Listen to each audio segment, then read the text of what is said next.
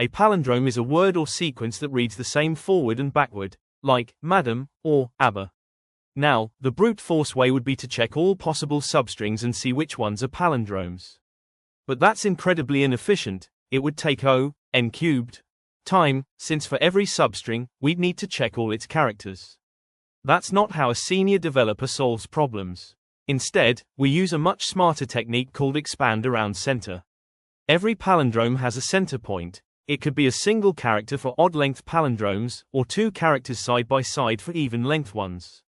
The logic is, for each character in the string, treat it as the middle of a potential palindrome and expand outward, comparing the characters on the left and right. As long as they match, we keep expanding. When they don't, we stop, and we've found the longest palindrome for that center.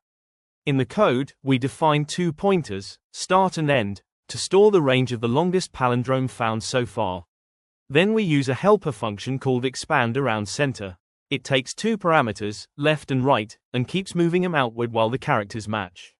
Once expansion ends, we calculate the length of that palindrome and update our start and end if this one is longer than the previous best. We run this twice for each index, once treating it as the center of an odd-length palindrome, and once treating the space between it and the next character as the center of an even-length palindrome.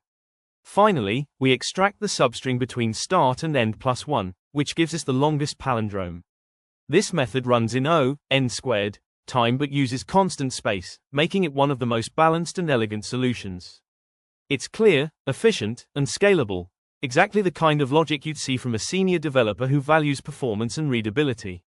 If you've got an even faster or more creative approach, maybe Manacher's algorithm, DM me your version, and I'll personally review it. And if you like these in-depth breakdowns where we mix logic, clarity, and performance, make sure to follow for more advanced